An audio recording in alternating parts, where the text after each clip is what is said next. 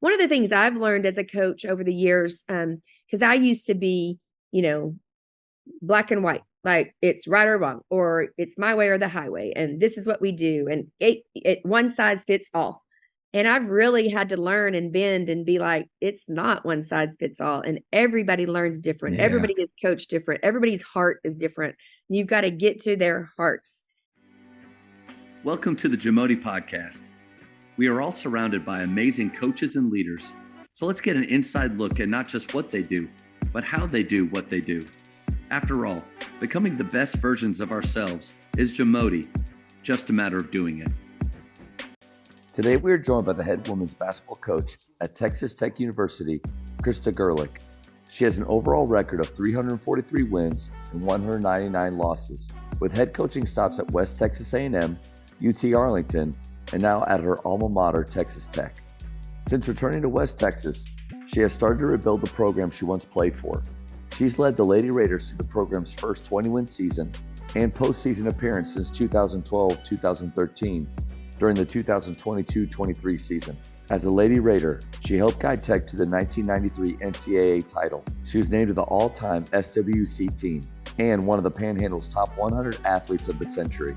She ranks third in school history in career assists and third in career three-point field goals. Her number 21 was retired by the Lady Raider program on December 5th, 1993, making her one of only 3 former Lady Raiders to have their numbers retired. Coach Gerlich was named the Lone Star Conference Coach of the Year 2 times and Sun Belt Coach of the Year in 2019. She's a 2-time TABC Coach of the Year as well.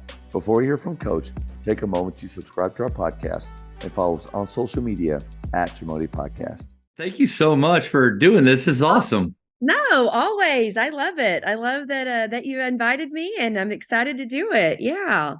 Well, a goal of mine is to try to get to every coach. I mean, every high school coach, that's audacious, but every coach in Texas. And because I think just to be able to show how many amazing coaches there are in this state at every level. And so that's just a goal of mine, but I'm just honored that you give up your time. So cool. Thank you. Well, so how long have you been at Grapevine Faith? This is my 11th year. Okay. So, we were in Colleyville. I did not know that. Yeah. So I was at UTA. Okay. Before I was at Tech for 7 years. So I'm starting my 4th year now, but my husband was the athletic director for Grapevine Colleyville ISD. Oh, wow. Okay. So, yes. Yeah.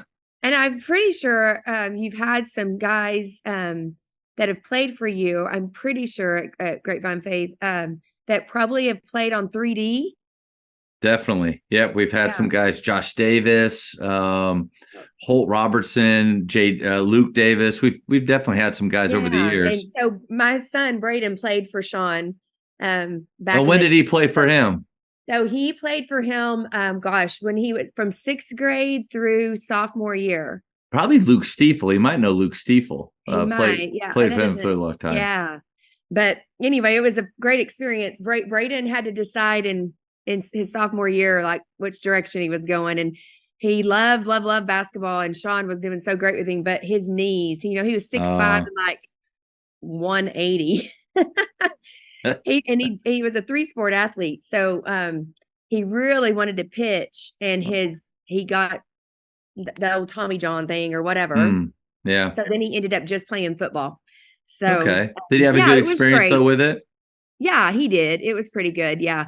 But he has lots of regrets because he wishes that he so much could have continued to play basketball, but it is what it is. So, he had a great, he still played basketball in high school. So he was a part of the Colleyville Heritage team that went to the playoffs for the first time or maybe a couple of rounds. I can't remember who. I think it was his senior year. Yeah. Okay. They did pretty well. Who was the coach there at the time? It's Hill Hamrick. Still Hamrick. Okay. Yeah, it was Hamrick. Baylor Heb is Braden's age. Yeah. Baylor Heb that plays at, well, gosh, I don't remember. I guess he's at UTEP now. Yep. And then Logan McLaughlin was on that 3D team that was from Hebron. Oh wow, that's a good team.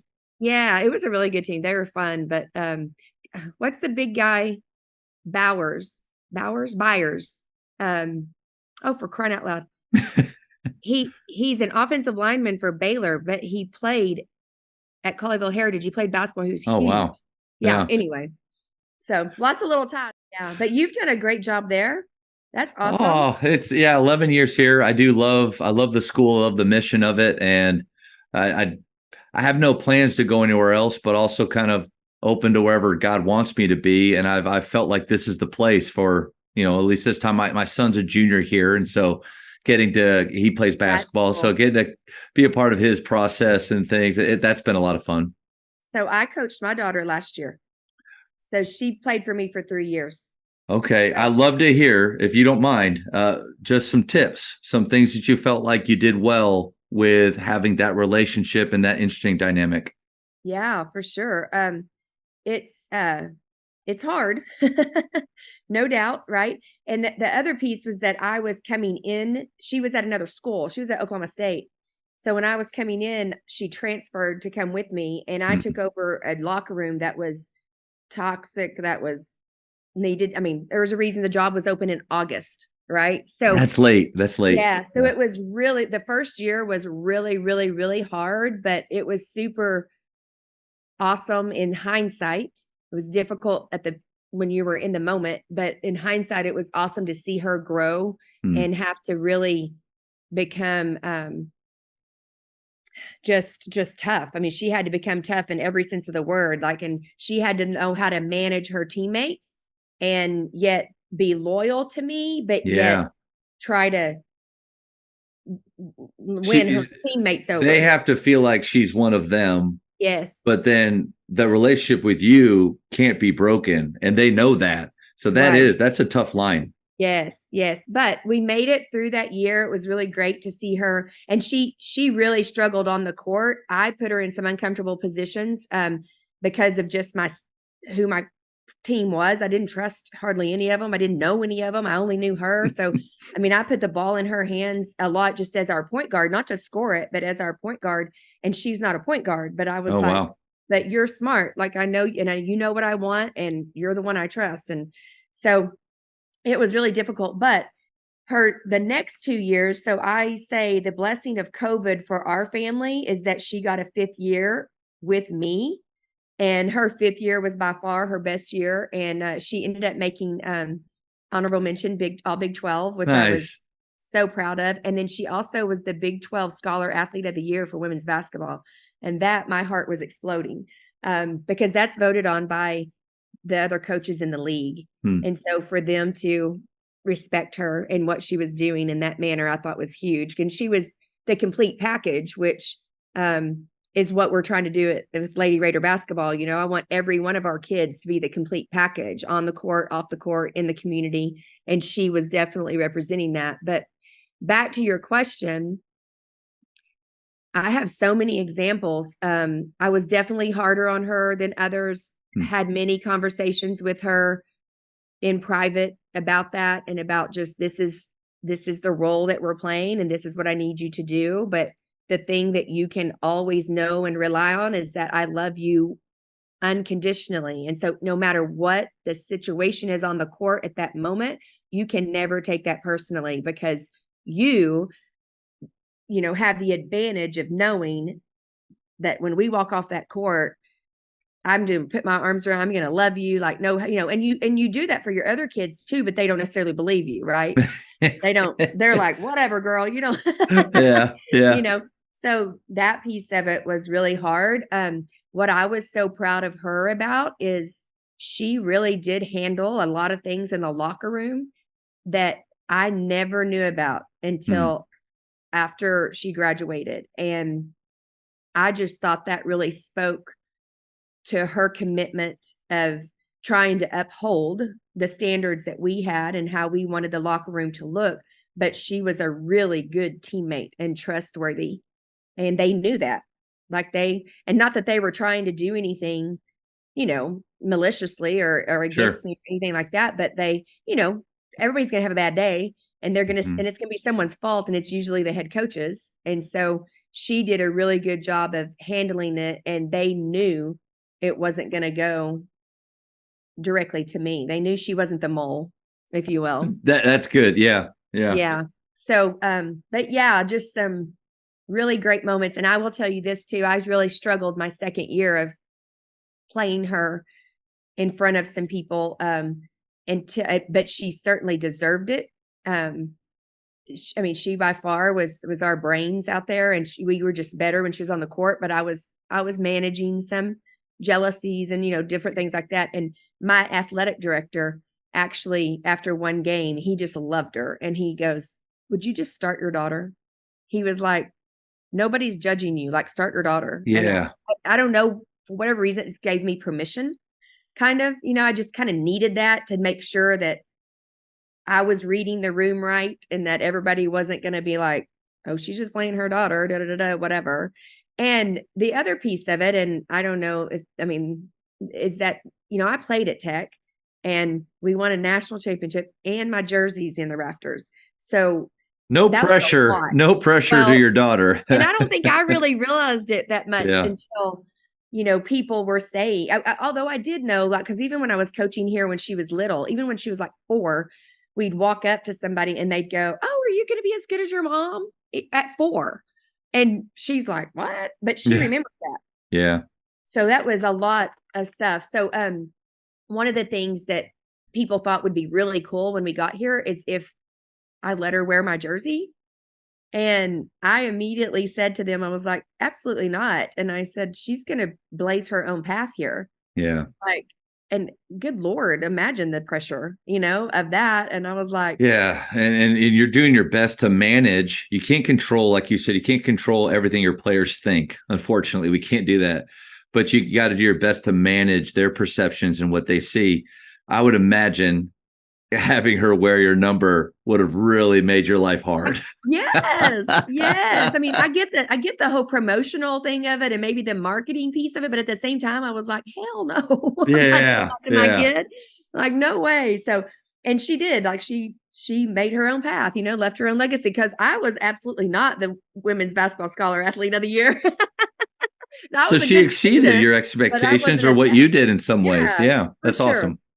For Thank sure. you. Thank So, you for sharing that so much, because I think for any coaches that do have their own kids in the program, it's a different dynamic. yeah. And if you don't have them in there, then it's just really hard to understand. Let me ask you this. You mentioned that when you leave the court, you put your arm around your lover and she knew that.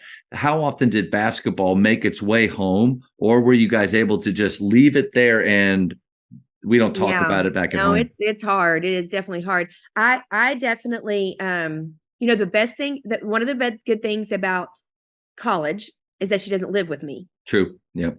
So she's going to her own place. But what was hard was after a game, and especially a tough game, if she had a tough game, is that she needed some consoling.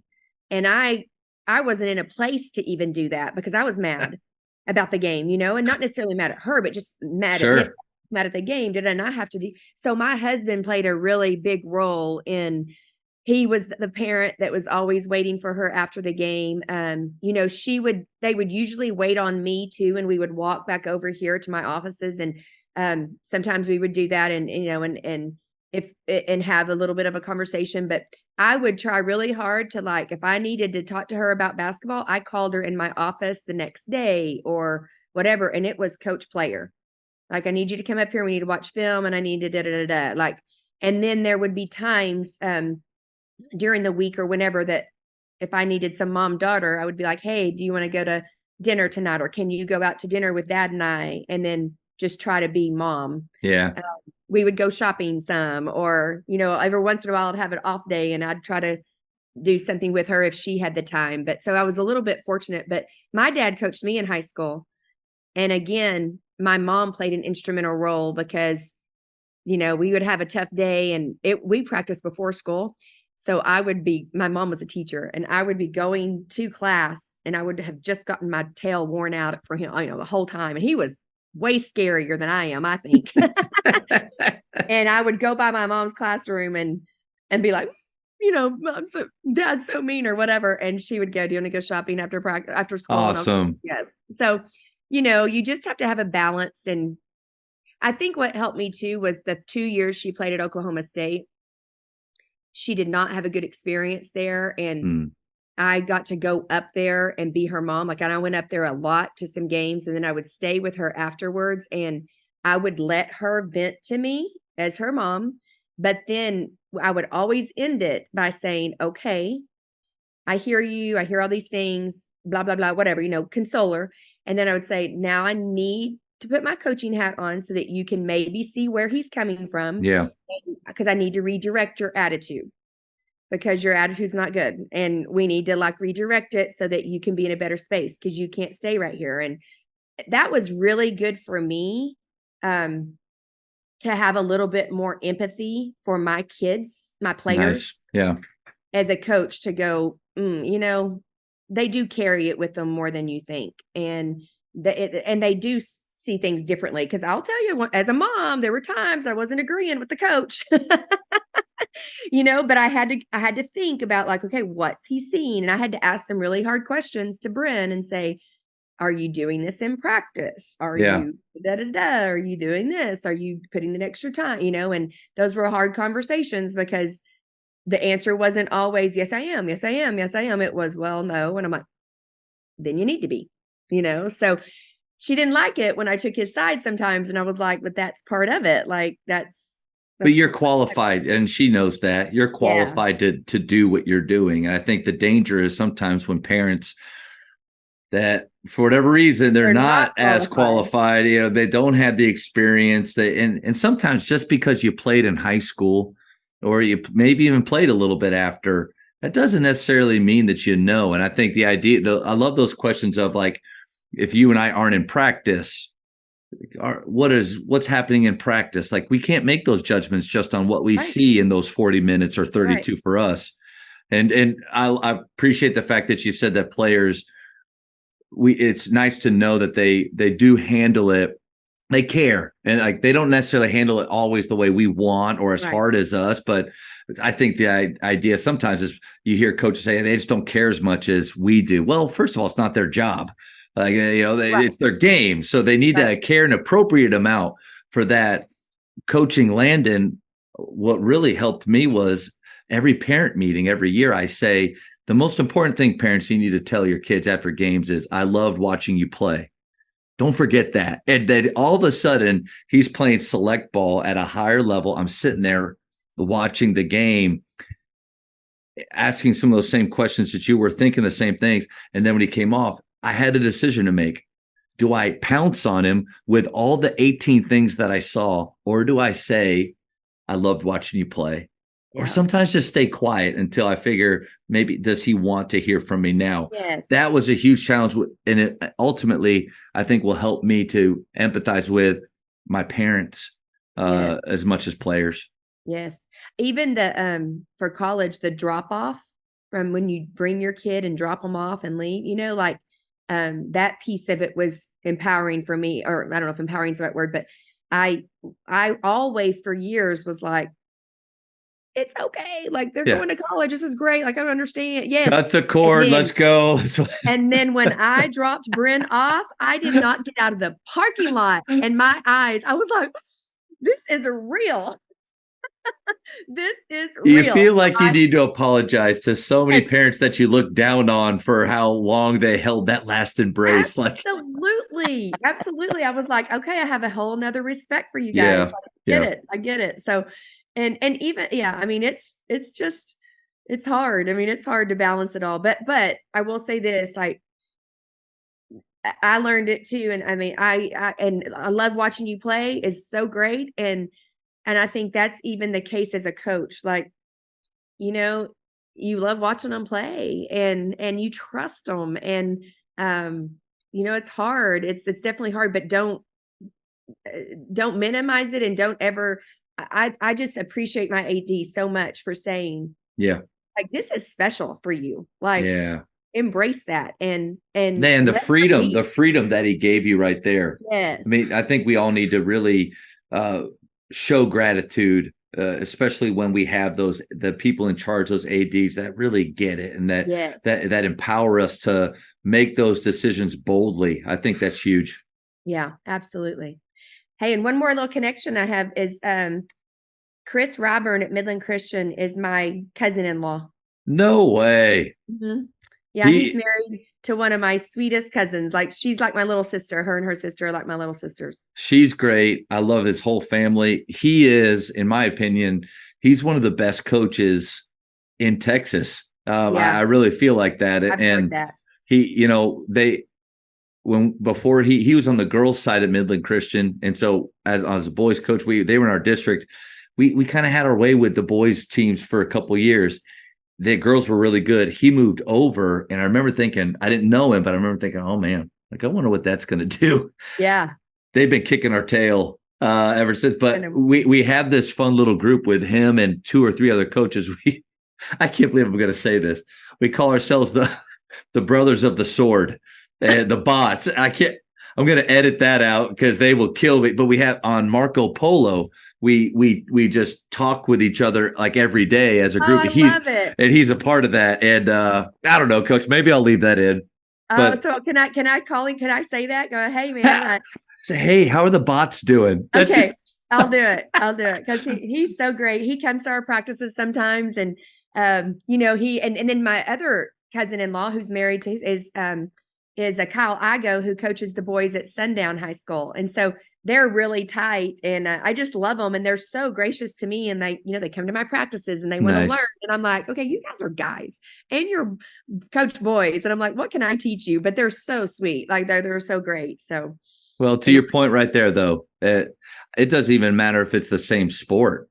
I think great coaching transcends. It's not about what boys or girls. It's not even about what sport. So I get the fact that or the why behind them coming to watch you, but this I will leave that in there because I pledged myself to be authentic and real with this thing. I said it. It's out there. So yes, it's okay.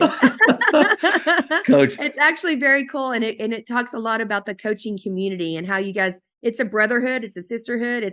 I think you need a group of people that you can bounce things off of. Like sometimes, I mean, those guys know that 3 or 4 years here, I was having a hard time.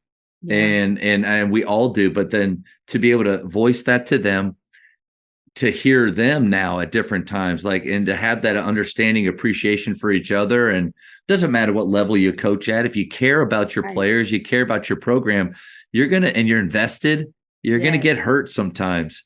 And it's nice to be able to share that. Yeah. I am with a group, Nation of Coaches.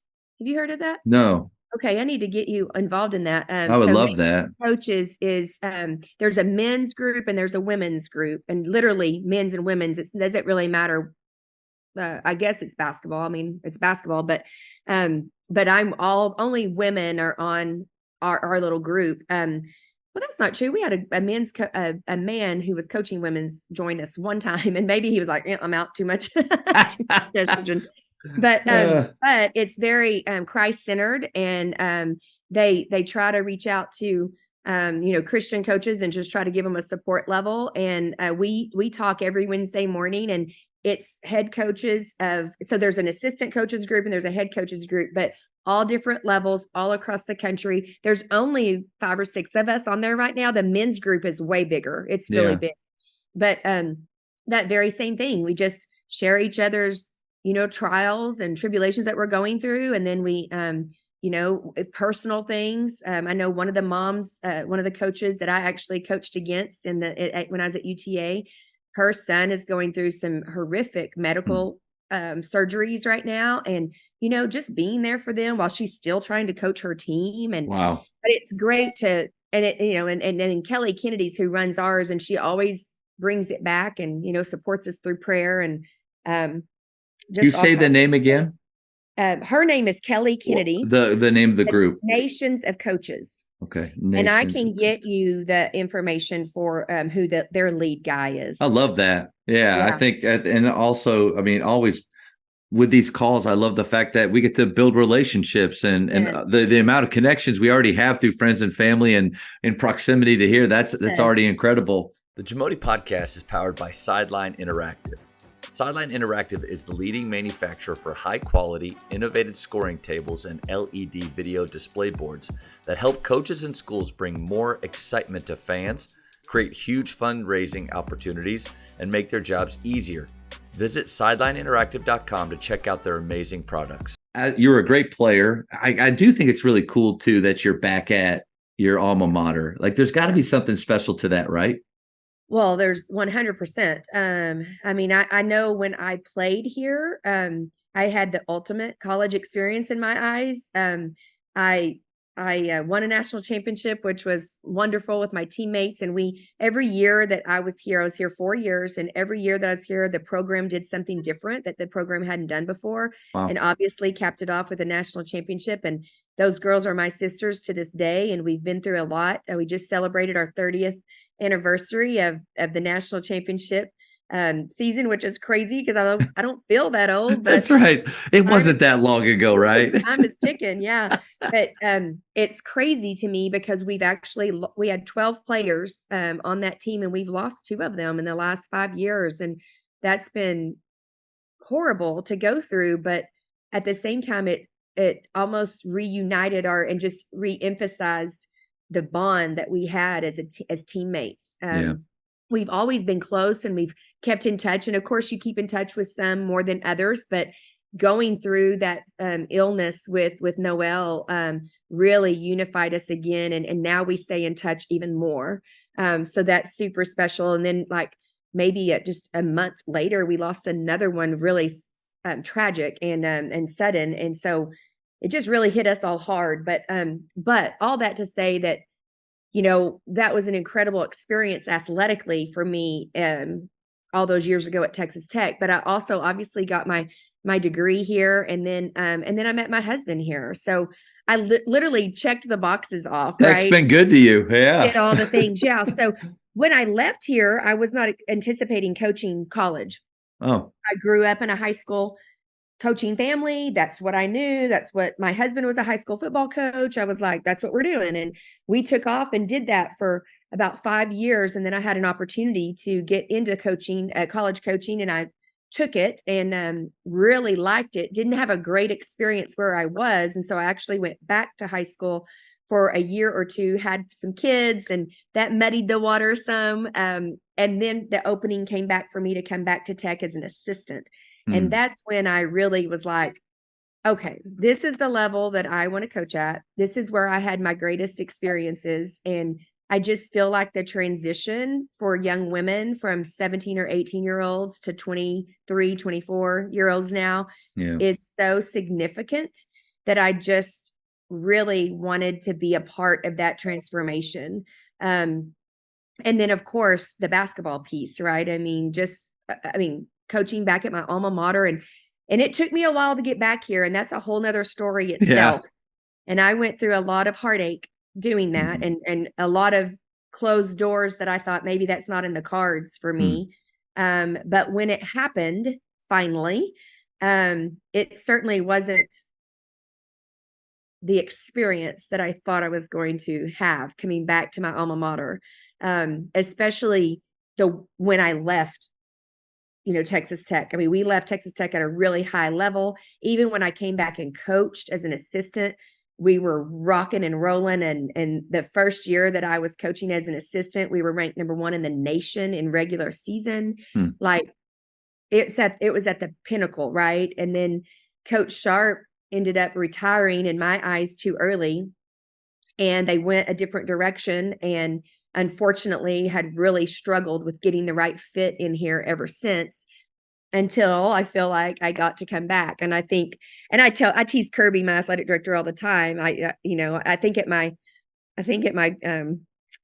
press conference, I even said it's about damn time, you know, and I give him a hard Let's time, and quit he messing actually, around here, guys. I'm here. Let's go. yeah, yeah, and he agrees. I mean, he's been really sweet and has agreed, because we have made a huge turn, and it is becoming more like Lady Raiders of old. And people are really excited about the program, and we've built the culture back up, and we're doing some really great things. But there's a lot of, I think, responsibility that I feel as the head coach and leader of this Right on program. the money. Yeah, I played at the Colony High School, and there in my 11 years here, there have been some big jobs around this area, South Lake, those that have kind of opened up, and I've just never felt this like punch in the gut yeah. to go for those. I'm at church probably a few years ago in the middle of worship, and I don't really get into the feeling parts of things. But I did. I remember just feeling the Colony High School just put on my heart, like the feeling of responsibility, because they've only had two coaches there, Tommy Thomas and Cleve Ryan, who's there right now, and they were both. I played for both of them, and so I just felt this overwhelming sense of responsibility. Like I always got to make sure, like it's in good hands right now, but it Yeah. always has to be in good hands. Yes. And I don't know what that means, and I don't know, and I'm not trying to say I'm staying in faith Right. for a long time, but it's. I get that. I get that. Yeah. It's when you have a program that has done so much for you personally and has really made me who I am. And then also what the program has done for this community and for this region. I mean, I will go to my grave saying that the 1993 Texas Tech women's basketball team put women's basketball on the national map. We were the first sellout of a Final Four. Wow. And there is no doubt that Cheryl Swoops was the reason for that. Her play was it was an elite level of play that no one had seen a woman do. Even, I mean, and I don't know how far out this podcast is going to go to people, but I'm on record saying, like, even the Lisa Leslies and the Cheryl Millers, like everybody had their moment and their generation of greatness, but Cheryl Swoops was a next level generational player. And the things that she was able to do and how she took our program. And I will say, I've always said this, like our team was very special because we had a lot of kids on our team that were very good basketball players, but there were a lot of very good basketball players, but we had an elite player that we all surrounded her. Yeah. And the chemistry was unreal. The unselfishness was unreal. And that's why we were so successful.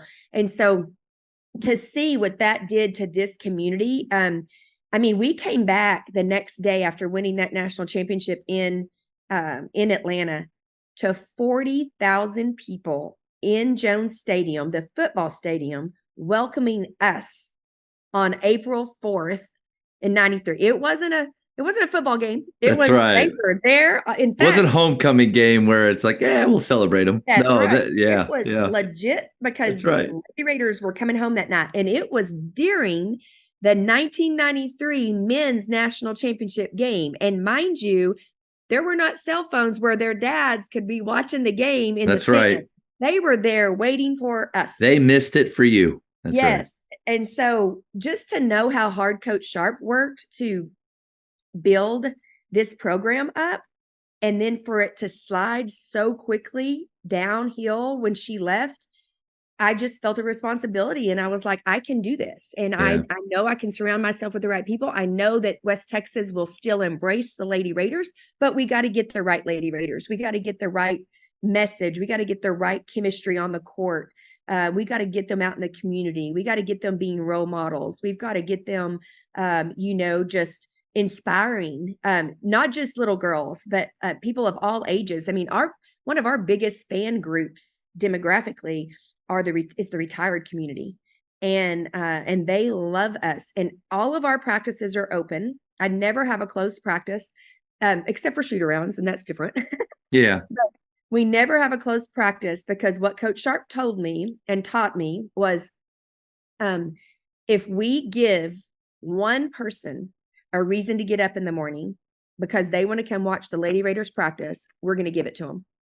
And I have always felt that way. Every stop I've made, I've done the same thing. And we have people in our practice every single day. And it just brings joy to them. And that's what I want our program to do, is to bring joy to this community and to this area. And obviously, everybody's joyful when we win championships. So that's we're winning championships too. That's definitely a goal, but that's, there's a lot of other things that bring people joy. Coaches, the Jamodi podcast is powered by Shoot 360. The future of basketball has arrived in Dallas-Fort Worth. Shoot 360 combines the latest sports technology with the fundamentals of basketball skill development. The result is a one-of-a-kind video game-like basketball program designed to improve your shooting, dribbling, and passing. Visit shoot360dfw.com to learn more and register for your free 1-hour workout evaluation. Shoot360, the future of basketball is here. So you have this culture now, and I appreciate you being honest about the fact that when you first came back 4 years ago, it wasn't like that, and you had to really change some things. I'm going to ask the question of what's one thing that makes your program different. You can say more than one. And the reason I say it is because I had Kevin Eastman on. He didn't yell at me, but he was like, I hate the one thing questions. It's never just one thing. So Right. I haven't changed the way I've written it down, but what are some things that make your program different? Yeah, I have more than one as well. And when I saw that question, I was like, hey, how can I narrow it down? Just one?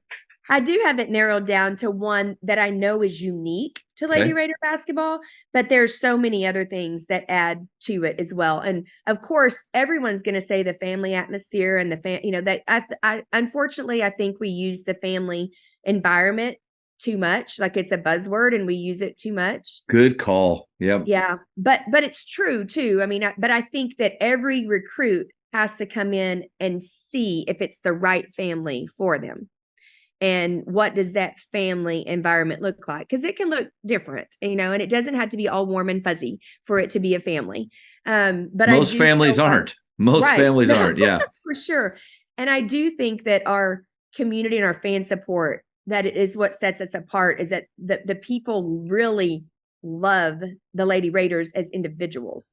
But I think the thing that sets us apart now, and this is another thing that's such a new topic and so instrumental in everyone's, whether it's coaches, whether it's players, staff members, whatever, is the mental health game. And we have put together a growth guide. So mental health, people talk about it, right? And people ask questions in the recruiting process as how do you handle mental health of athletes? Because it's a topic these days. It's a trend. And it's not a trend. That's not the right word, but it's important. And you hear it a bunch. Yeah. Right. Yeah. And yeah. a lot of people, a lot of coaches will say, oh yeah, we absolutely address mental health. But do they say that? Do they just address it, or do they? What's the plan? What's the plan? Like, can you actually show me? Because to me, and especially in that arena, words are really cheap. The same thing with family. Okay, what you say it's a family atmosphere. How? Like, what do you do to actually create that? Yes. So I came in, when I got here, I thought there were two spaces that we were really lacking in, and even on my staff or whatever. And that was our social media recruiting, because social media is a huge deal. And I didn't think that the Lady Raiders were on social media enough to spread the word about what we were doing. And then also just the player development piece. And that I don't know why it's called player development, because it should be called personal development, because the player development coach up until this year could not be on the court with the team. So with the players. So it wasn't that they're developing the skill set. They're developing the overall person playing, the student, the overall student athlete. So I thought, so I was fortunate to hire Eric DeRue from Abilene Christian. He was at Abilene Christian as assistant coach, but he had a really great background in social media. His following on TikTok was ridiculous. And I didn't even understand it, but that's right. crazy. Me either. He has very much a creative mindset and all that. But what really attracted me to him was his degree in psychology. So he had a degree in sports psychology, and he was very passionate about it. And so when his first year here, I really challenged him on the social media piece of it. But then as he saw what I was trying to do for the overall program and for our girls, as far as mental health goes, and just growing these ladies, I mean, like I talked about the transformation earlier, there's so much more to these girls than just playing on the court. And even the academic piece, academics, I'm going to say this, but I think is more important to the girls than it might be on the guys side, because all the guys think they're going to play in the NBA.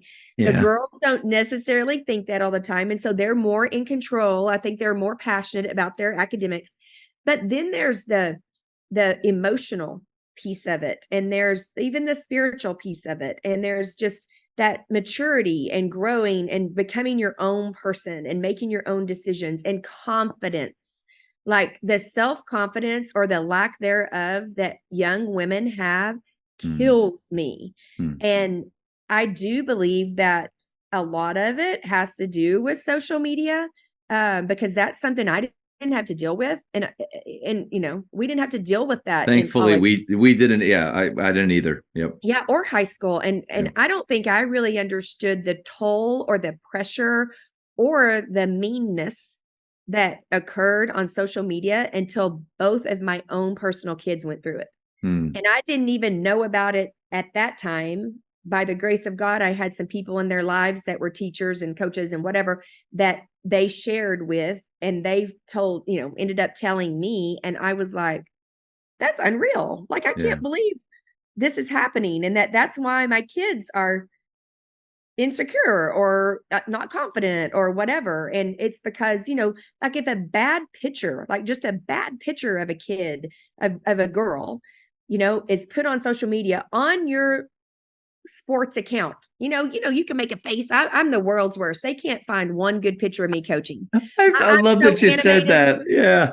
I'm so animated. And I mean, I'm always, I mean, they cannot get a still photo of me smiling. I'm like, I'm sorry. I'm intense. I'm like playing the next play. But when they put those pictures of those girls on that account playing basketball, they get messages, they get DMs of, I can't believe they put that picture of you. I mean, by some people they know, and then some people they don't know. And it's brutal. Even so my son in football, he got lit up one night against a crosstown, well, against Grapevine, crosstown rival. That clip went viral because he got lit up. And you think, oh, stay off, just don't read it, just stay off. Okay, Not possible. that's No. not possible. Yeah. And then everybody's talking about it, and then Yep. everybody's saying terrible things about you and and making you, and then you think you get through it, like a couple of months go by, you get through it. And then maybe the next year or in 6 months, it comes back, it resurfaces, and then you go through it again. And I'm like, this is unreal that these kids have to deal with this. So I was trying to work on some of those things. So we would have guest speakers come in, or we would have team bonding activities, or I mean, I just do all kinds of things off the court to try to help our kids. And Eric saw me really struggling because I really didn't have time for that at this level. And I don't want to minimize the other levels, but I just, my time was being more You don't have off periods and study halls all day. And you have boosters and you have donors and you have administrators and you have, coaches, and you're managing so many people, and your time is just pulled in every direction. So he just watched for a year all of the things that I was trying to do, but failing miserably at it because I didn't have enough hands and even thought, I mean, I can come up with they'll get a text from me at 2 a.m. because I lie awake at night thinking of all these things, or I'm woken up and like, we need to do this to motivate our kids to win this game. And I'm like sending texts going, hey, let's get to come talk to our kids about this or whatever. And so he made this growth guide. So sorry, long time to get to this growth guide. No, it's good. He made this growth guide where it is it's a yearly plan. It is month by month. It is preseason, in season, postseason. And it has certain things that we're doing to either grow our team's chemistry, to grow individual, to grow our staff, to connect our staff to each other, to connect our staff to our players, all these things. And it goes through phases, because clearly during season, you're not going to have quite as much time. And so, we thin it out a little bit, but we still make sure we do it. And he came and brought that to me, and I have been indebted to him ever since, and by the, just by different things that have worked throughout this off season, he's been elevated to a coaching position. And so he's not the director of player development anymore, but we moved a GA into that spot that was his GA that he was training this entire time. So we haven't missed a beat. And of course he still plays an instrumental role in it. But one of the things that we do in the off season or in the postseason. So like postseason is definitely spring and then some of June. But then when we get our new team here, we immediately start preseason. So I guess we do it in the preseason when our players get here. Is they have a challenge each month. One of the challenges that they have for the month of June is to have a one-on-one coffee, breakfast, lunch, dinner, a meal. They have to share a meal with each teammate. And it can't be in a group because they need to put their phones down, right? So that they can get to know one another. Because we have found when we're trying to put all these pieces together on a team and we want them to be a family, then they got to know each other. They got to know where they come from. They got to know each other's challenges. And one of the things I've learned as a coach over the years, because I used to be, black and white, like it's right or wrong, or it's my way or the highway. And this is what we do. And it one size fits all. And I've really had to learn and bend and be like, it's not one size fits all. And everybody learns different. Yeah. Everybody is coached different. Everybody's heart is different. You've got to get to their hearts.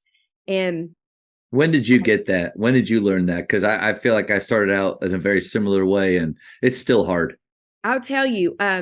So I think when I was the head coach at West Texas A&M, which I left Texas Tech as an assistant and got the head coaching job at West Texas A&M, and it was basically me and a GA.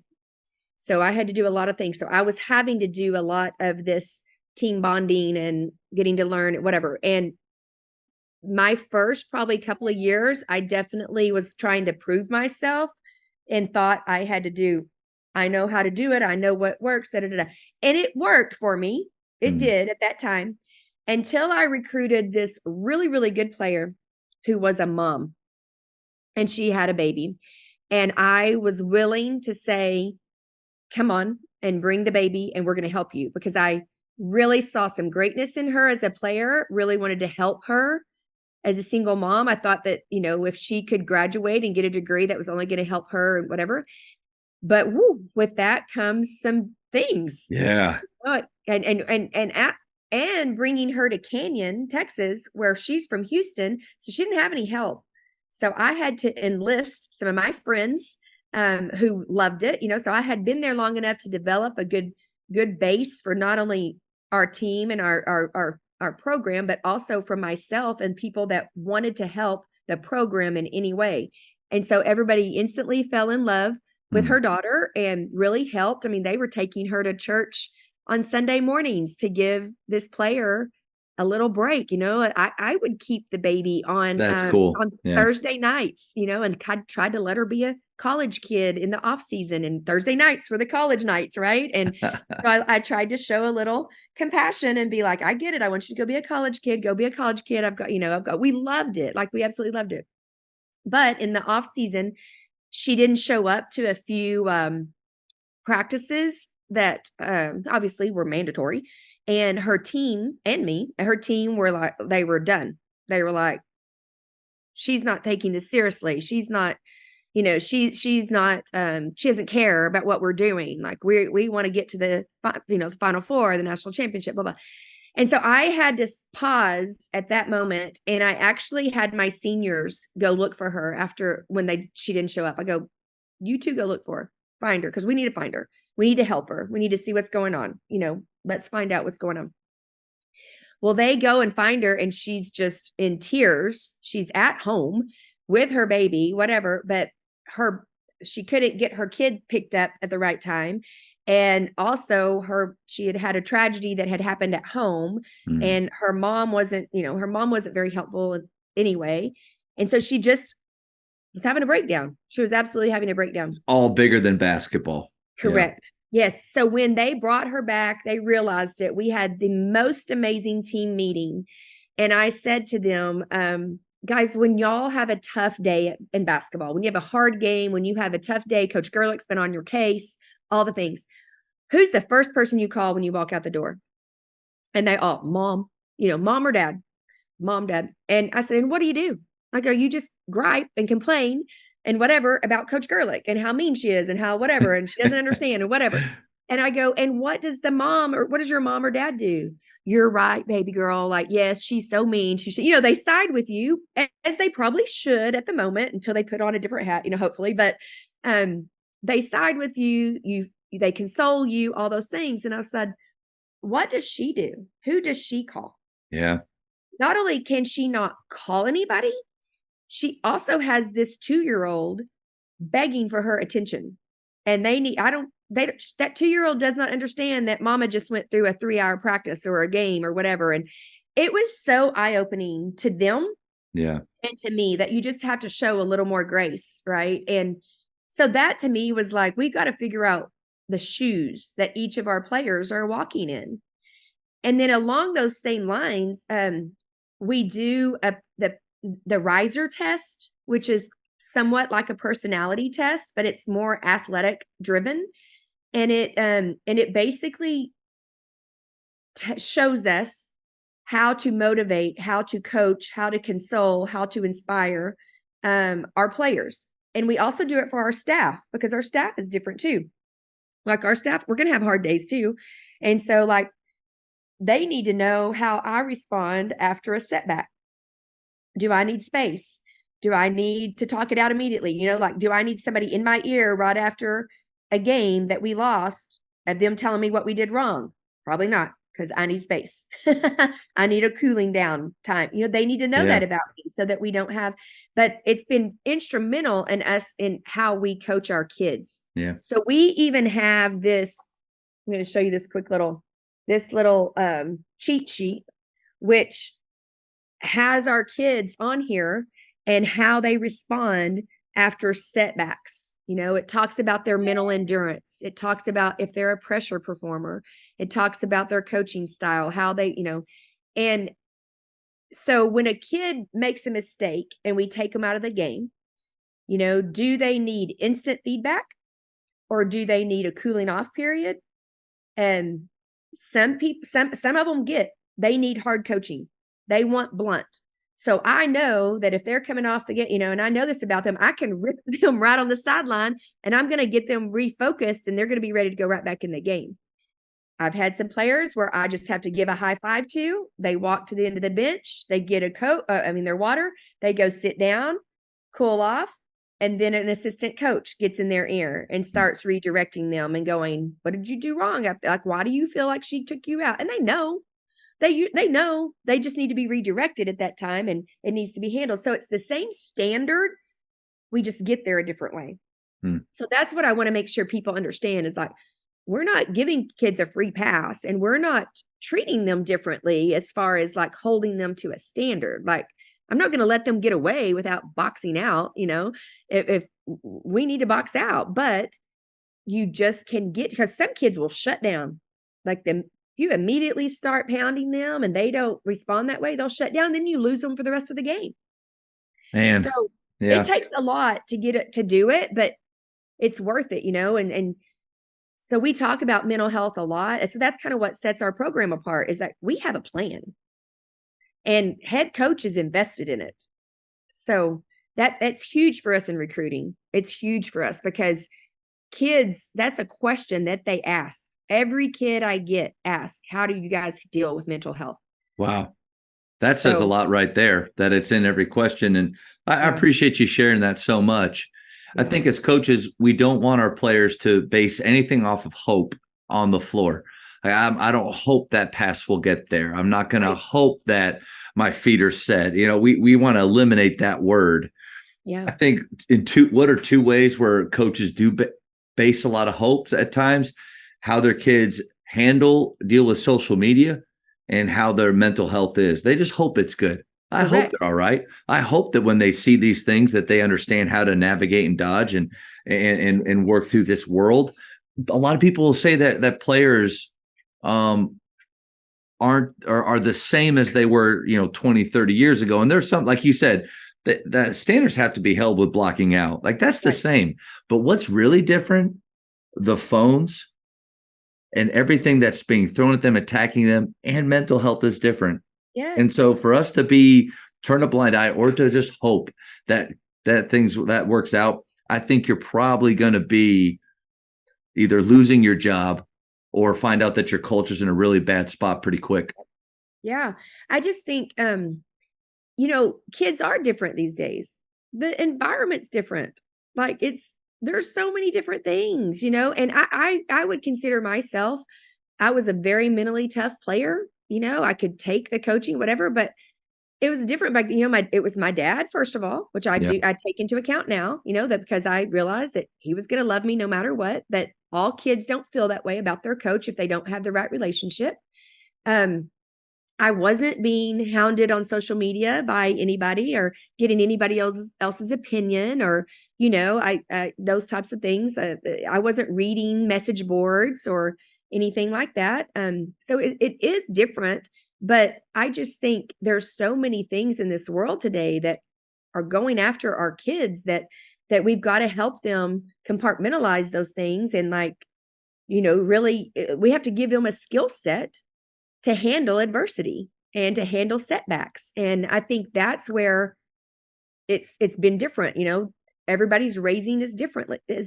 And it's incredible to me, even going through the recruiting process, and you try to learn as much as you can about kids and we try to get the right fit. And there are some kids that I can immediately talk to and know that like they're just not a good fit for me. And that's not a bad thing. Like that's not a bad thing. They may, it might even just be philosophy wise. Like, and I would say that was the thing with the locker room that I inherited and the locker room that I have now, is that even just the philosophy itself was different, because the philosophy of the former coach, and she was very successful at places doing this, was the 3 ball. They did not play defense. They wanted to hurry up and get the ball back so they could shoot the 3. And Yeah. she told people that, we want to hurry up and get the ball back so we can get, some points on the board. That defensive culture is going to be very different if you walk into that situation, for sure. Right. Yeah. Yes. And like I'm sitting there just pounding like defense. And they're going, Coach, I just want to shoot the 3, and I'm like, oh, okay, we're going to have a problem with that. So that piece of it, but then also just, I really try to, I really try to recruit kids that understand the Lady Raider impact that they have here. And again, go back to that word responsibility. And I want kids that want that responsibility. I had a kid in that first locker room that said, we can't go anywhere without being, recognized or told on or whatever. And that was a negative in her eyes. And then I jumped on it immediately and I said, you're exactly right. You can't go anywhere in Lubbock without someone knowing you're a Lady Raider. And that's a privilege. Yeah. And a responsibility.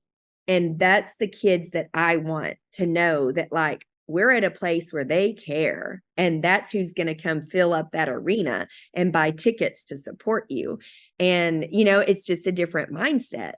So, I just think and my point of that too, is like, we can still get kids in our program that all those things are correct, and I don't like saying check boxes because it sounds like we're going, oh, check, where we're not. It's a fit. It's a definite fit, but they can get here. And then I can learn about some things in their past or some things that they've gone through that are tough for them and that we might never know about until a certain situation might trigger it.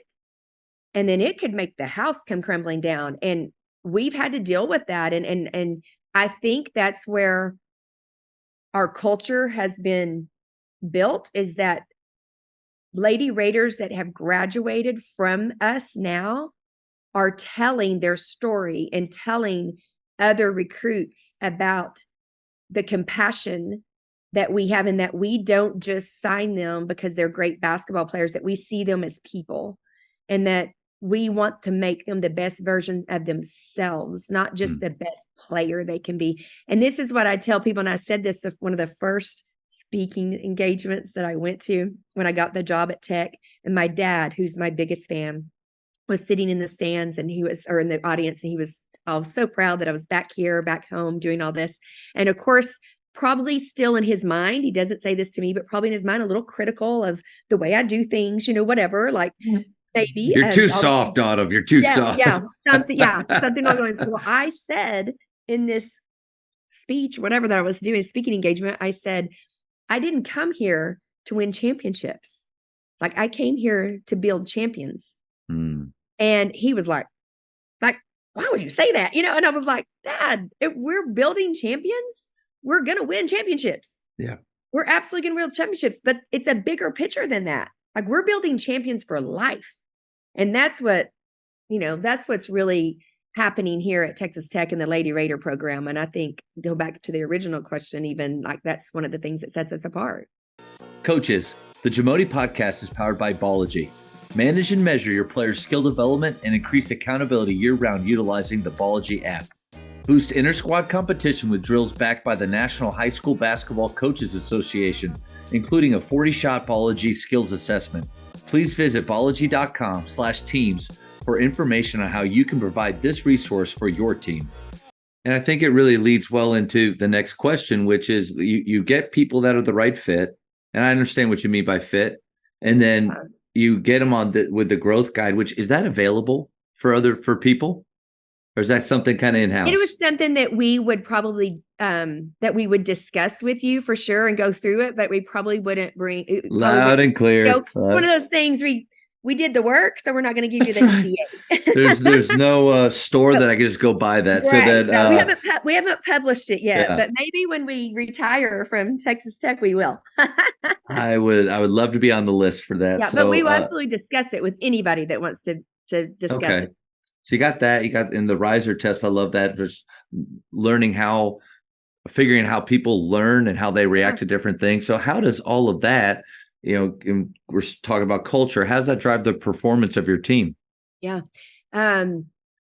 We have seen that you're going to run through a wall for someone that cares about you, and that has a relationship and all of those things have really built up our effort, our hunger, our motivation. Like our kids get it. And what I love is that, for instance, this just past weekend, we had our first 2 practices on Thursday and Friday of this season.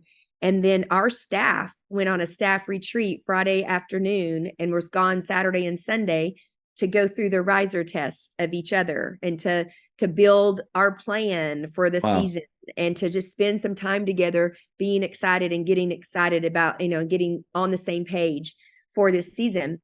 And before I left on Friday, I said to our girls, I'm like, we just came back from a break. We've had 2 practices. They were good. We were excited about it. And I go, but you're about to have 2 days off. And then we're going to get started again on Monday, which we have to give them 2 days off. And I was like, there's not going to be one coach there's not going to be one coach or staff member here this weekend to know if you come in the gym on Saturday or Sunday. Not one of us will know. It's clearly not required. Like we're not going to know. And I go, but if this is important to you and what we're doing, y'all are probably going to find a way to still get here on Saturday and Sunday and do something. Yeah. And what's funny to me is that nobody was there, nobody was taking notes or whatever, but we knew that somebody told us they were there, somebody was on the team, the team, the leaders are excited about that. And so you see that performance when you have kids coming in on their own, when you have kids calling and checking on one another, when you have kids competing internally on the court.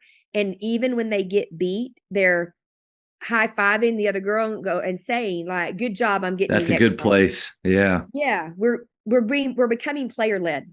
Yeah. And it's taken us, last year I thought our senior class did a really good job of leading us, and they had been with us for 2 years. And I was very appreciative of that class because every one of them was a transfer that we brought in our second year, but they came knowing that it was a growing program, that they were going to be at the ground level, but they wanted to be a part of something like that and accomplish as much as we could. But they know when we win the Big 12 championship, it's going to be because of their work. Yeah. And we're just mended like that. So we're becoming player led, and it increases your performance. Last year was our best year in a decade of Lady Raider basketball. We had 20 wins for the first time in 10 years. We were in the postseason for the first time in 10 years, which as a former Lady Raider who's used to this program being in the top 25 every Yeah. single year, I was like, how has it been 10 years? Yeah. It's crazy to me, but we're there. And so now, That's the past, though. That's the yeah, past. yeah. And now we're focused on our little hashtag right now is focused on the madness because we are, determined and focused at playing in the in the NCAA tournament this year. I mean, that's the standard. That's where we want to be. And so that's our goal. So it's been really, really fun to be a part of the building process. And just for all those coaches out there that haven't gotten their dream job yet or whatever, like I really challenge them to look at where they're at right now and why are they there. Because when I left Texas Tech as an assistant, I went to West Texas A&M, and I thought clearly, because was not even really considered at that point because I didn't have head coaching experience for the Texas Tech job. I knew I was going there to get my head coaching experience, and was there for 7 years, very, very successful, learned so much because I had to do it. I don't want to say I did it all myself because I certainly had staff members that helped me, but there was Well, I did have a talk. I did record a talk with Vinay Patel yesterday, yes, who mentioned you, and so I.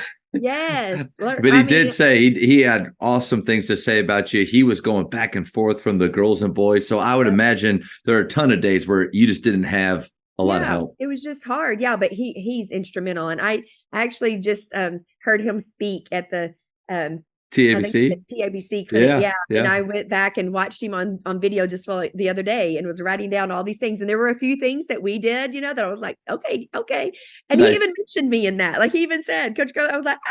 And then, but then there were other things that I was like, oh, I'm using that. I'm using that. I love learning from people. I think he's so Yeah. great. And, he's married to one of my former players, which makes it even Did not sweeter. know that. Okay. Yeah, and so that's super special. But yeah, so I went to WT and learned how to be a head coach and got that experience. Then I took over UTA that was at the bottom of the barrel at that time and had to learn how to turn a program around. Little did I know that that was going to lead me to Texas Tech where I had to know how to turn a program Yeah, that around. prepared you really well for that. Yes. Yeah. So really understand where you're at and why you're there and know that it's probably preparing you for an unknown, an unknown opportunity that's going to be your dream job.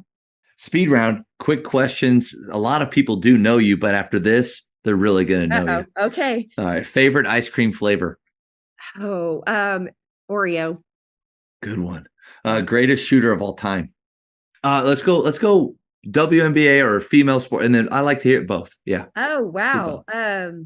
I mean, I'm a huge Kelsey Plum fan. I think she can knock it down. Yeah, Yeah. I absolutely think she can knock it down. What about on the guy side? Oh, I'm not. Oh, Clay Thomas.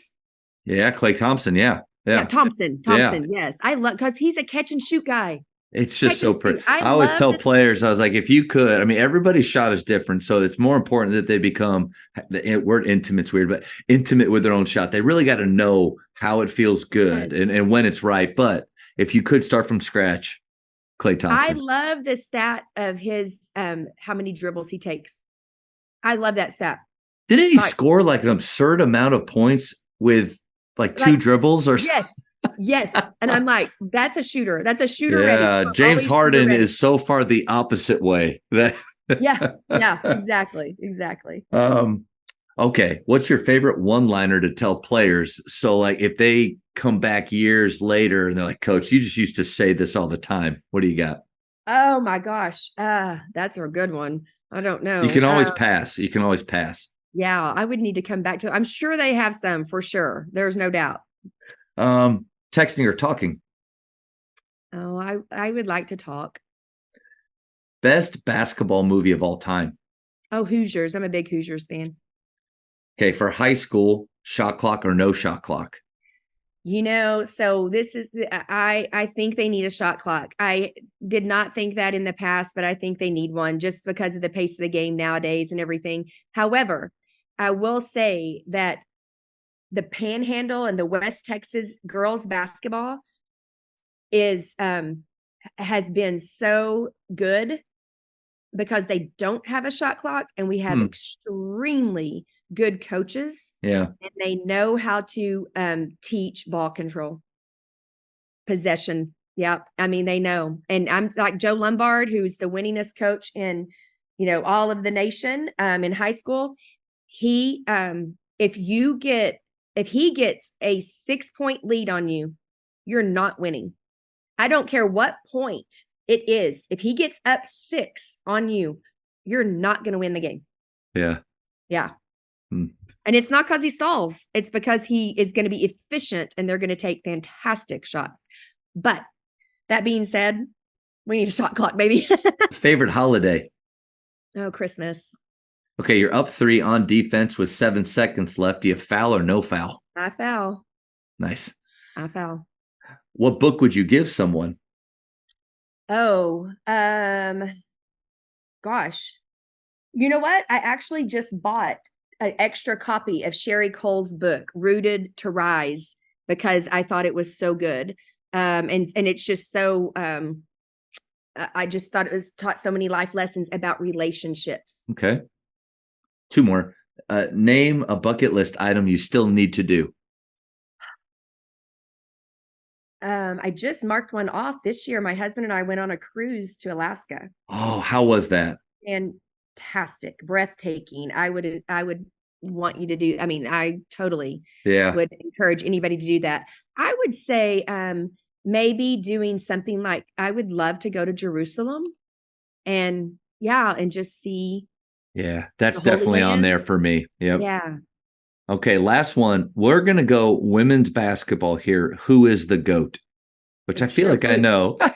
Cheryl Swoops. I didn't even have to ask that. Yeah. Done. I know. Done. I will always believe that. I'm sorry. That's and fair. I could get into those whole LeBron, Kobe, blah, blah, blah, thing, Michael Jordan, whatever.